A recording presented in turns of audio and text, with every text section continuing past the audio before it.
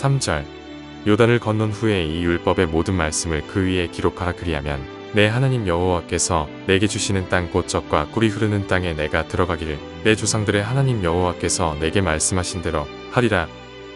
10절 그런즉 내 하나님 여호와의 말씀을 청종하여 내가 오늘 내게 명령하는 그 명령과 규례를 행할지니라. 네, 우리 계속해서 신명기 27장 말씀을 함께 살펴보겠습니다. 하나님께서는 모세를 통해서 이제 신명기 말씀을 이스라엘 민족에게 주시는데요. 그 중에 12장에서부터 26장까지의 말씀을 통해 이제 가나안 땅에 들어가게 된 이스라엘 민족이 지켜야 할 구체적인 그 율법의 말씀을 주셨습니다. 그리고 이제 그 말씀을 가지고 그 가나안 땅으로 들어가게 될 이스라엘 민족을 향해서 이 말씀이 얼마나 중요한 것인지를 강조하는 부분이 이제 나오게 됩니다. 오늘 본문 1절에서 10절 말씀을 보면요, 반복되는 문구가 있는데요. 바로 요단을 건너 돌들을 세우고 석회를 바르라입니다. 지금 이스라엘 민족은 모세의 설교를 요단강을 앞둔 모압 평지에서 듣고 있는데요. 요단강을 바라보면서 이스라엘 민족은 매우 부푼 마음을 가지고 있었을 것입니다. 이제 이 강만 건너면 하나님께서 주시겠다고 약속하신 가나안 땅의 정복 전쟁이 시작되는 것입니다. 실제로 두 지파 반은 요단 동편에서 약속대로 기업을 얻었습니다. 이스라엘 민족 안에 기업을 얻는 것에 대한 기대는 매우 높아져 있던 것입니다. 그런 이스라엘 민족이 요단을 건너가게 되면 이제 가장 먼저 해야 하는 일로 하나님께서는 무엇을 명령하십니까? 바로 이 돌을 세우고 석회를 바르라는 것입니다. 그렇게 세운 돌에는 무엇을 합니까? 하나님께서 지금까지 주신 명령을, 율법을, 그리고 규례를 모두 새기라고 하십니다. 이스라엘 민족은 요단강을 건너자마자 바로 하나님의 말씀을 새겨야 했습니다. 돌을 세우고 그 돌에 율법을 세우는 것은 무엇을 의미합니까? 3절에 보면요, 하나님께서 이것을 통해서 이스라엘 민족이 가나안 땅에서 이 하나님의 말씀대로 이루어지게 되는 것을 이야기합니다. 하나님께서 말씀하신 대로 이스라엘 민족 가운데 이루어지겠다라는 것을 말씀하십니다. 그들은 율법을 새긴 돌을 에발산에 세우고 거기에서 하나님께 제단을 쌓고 번제와 화목제를 드리게 됩니다. 하나님의 말씀에 기초하여서 말씀대로 행하며 하나님께 온전한 제사를 드려야 하고요. 또 말씀을 통해서 주시는 화목제를 통하여서 하나님의 뜻을 이루어야 하는 것입니다. 그렇게 가나안 땅으로 들어간 이스라엘 민족은 이제 12지파가 6지파씩 둘로 나눠서 그리심산과 에발산에 서게 됩니다. 그리고 하나님의 명령을 따라서 하나님의 축복과 또 하나님의 저주를 선포하게 됩니다. 특별히 오늘 본문에서는 에발산에 올라서 선포하게 될 저주 받게 되는 자들에 대한 이 말씀이 포함이 되어 있습니다. 그리고 그 구절들을 살펴보면 우리가 신명기 말씀, 더 나아가서는 모세 오경 전체를 통하여서 지속적으로 이스라엘 민족에게 주셨던 하나님의 말씀이 이 이스라엘 민족에게 무엇을 요구하고 있는지를 하나님께서 이스라엘 민족에게 주셨던 모든 명령들과 규례들을 아우르는 하나님의 뜻을 보여주고 있는 구절인 것을 알 수가 있습니다. 하나님께서 이스라엘 민족을 향해서 무엇을 원하고 계십니까? 우선적으로는 오직 하나님 한 분만을 섬기기를 원하십니다. 그동안 가나안 땅에서 그 땅 족속들이 섬겼던 우상들을 조각하거나 부어 만들어서 그들을 따라서 여전히 우상을 섬기는 모습으로 나아가는 것이 아닌 이제 이 가나안 땅으로 그들을 이끌어 인도하신 오직 하나님 한 분만을 섬기기를 원하십니다. 그리고 그 하나님을 사랑하는 그 사랑으로 이웃을 사랑하기를 원하십니다. 가장 가까이 있는 부모를 잘 섬기기를 원하시고요. 또 기업의 경계를 맞대고 있는 이웃에게 선한 일을 행하도록 요구하십니다. 그리고 사회적 약자인 맹인과 고아와 과부와 객에게 그 송사를 억울하게 하지 말 것을 말씀하시면서 하나님의 마음이 그들을 향해 있음을 다시 한번 말씀해 주시고요. 그 다음에 여전히 그 땅 가운데 있었던 우상 숭배를 하며 나타나게 되었던 음란한 일들을 하지 말라고 이야기를 하시면서 정결한 주의 백성으로서의 삶의 모습을 말씀하고 있습니다. 또한 이웃의 생명을 소중하게 여기는 말씀과 그리고 이 모든 말씀을 주님 앞에서 온전히 행해야 하는 것을 말씀하시면서 지금까지 주신 하나님의 말씀, 명령과 율법, 규례 모든 것들을 통해서 주님의 뜻이 이스라엘 민족 가운데 온전히 이루어지기를 원하시며 이 에발산에서의 저주의 선포의 말씀을 주고 계십니다. 사랑하는 부평교회 성도 여러분, 우리는 하나님의 백성으로서 어떻게 살아가고 있습니까? 우리에게 주어지는 하나님의 말씀을 날마다 우리의 마음 가운데 새기며 살아가고 있습니까? 말씀이 요구하시는 하나님께 그 온전한 예배자로 살아가고 있습니까? 이웃들을 향한 화목을 이루며 주님의 사랑을 실천하며 살아가고 있습니까? 사도 바울은 로마서 12장 말씀을 통해서 하나님께서 원하시는 영적 예배에 대한 말씀을 주고 있습니다. 무엇을 말씀합니까?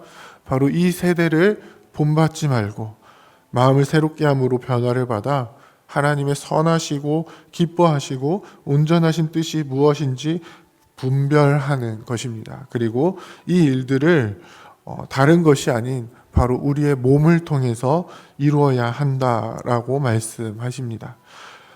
구약 시대에는 이것을 위해서 하나님께서 율법을 돌판에 새겨 주셨지만 신약 시대에는 하나님께서 그 말씀을 우리의 마음판에 새겨주신다라고 분명하게 말씀하십니다. 그렇다면 우리는 이제 어떻게 살아가야 합니까? 우리가 앞으로 정복해 나가야 할 이 땅에서 우리는 무엇을 기준으로 살아가야 하겠습니까? 바로 이스라엘 민족이 돌을 세워 새겨 놓았던 하나님의 말씀을 기준으로 살아갔던 것처럼 그 명령을 온전히 행하면서 살아갔던 것처럼 우리 역시 우리의 마음판에 새겨주시는 하나님의 말씀을 기준으로 살아가야 하는 것입니다. 가나안 땅의 음행을 따라 살아가는 것이 아닌 하나님의 율법을 통해 정결한 삶을 살아야 했던 것처럼 우리도 이 세상의 음란을 따라 살아가는 것이 아닌 성령께서 거하시는 성전으로서 삶을, 거룩한 삶을 살아가야 하는 것입니다. 우리의 마음 가운데 기준을 세우시는 하나님 아버지의 마음을 품고 이웃을 사랑하며 살아가야 하는 것입니다. 말씀을 통해서 주시는 분명한 그리스도인으로서의 그 모습을 온전히 나타내며 살아가는 우리가 되기를 원합니다. 하나님이 요구하시는 택함 받은 백성으로서의 모습을 나타내 보이는 우리가 되기를 원합니다. 가나안 땅 정복을 앞두고 있었던 이스라엘 민족에게 가장 먼저 하나님의 말씀을 세우게 하셨던 그 주님의 뜻이 오늘날 이 시대를 살아가는 우리에게도 동일하게 적용되어서 우리의 마음 가운데 세우시는 그 하나님의 말씀이 우리의 삶을 온전히 이끌어가기를 원합니다. 이제 앞으로 들어가게 될 가나안 땅에서 말씀이 요구하신 대로 살아가야 했던 이스라엘 민족처럼 우리가 주님과 함께 발걸음을 내딛는 이 세상 가운데에 우리의 말씀을 통해서 요구하시는 하나님의 뜻이 우리의 삶 가운데 온전히 이루어지기를 원합니다. 그래서 더 이상 이 세상이 요구하는 대로, 세상에서 말하는 대로, 세상이 살아가는 대로 그 세상과 똑같이 살아가는 것이 아닌 하나님의 말씀을 통하여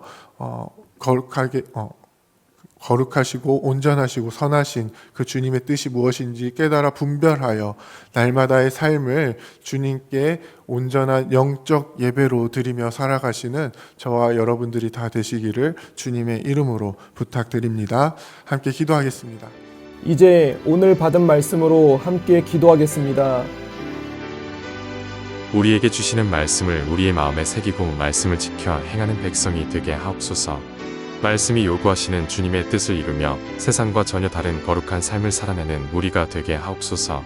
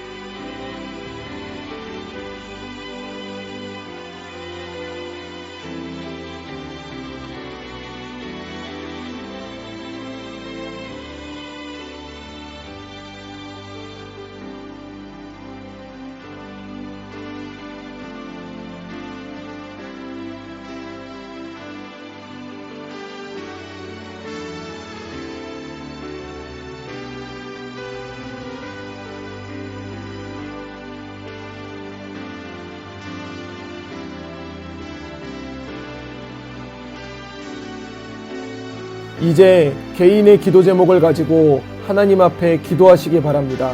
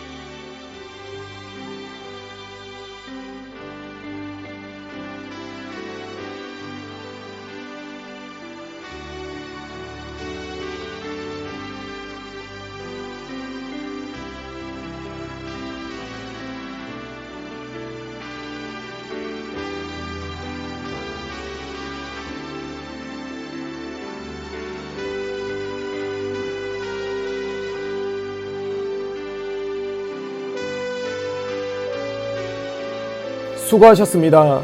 오늘도 하나님의 인도하심 가운데 승리의 하루를 보내시는 우리 재건부평교회 모든 성도님들이 되시기를 주님의 이름으로 축복합니다.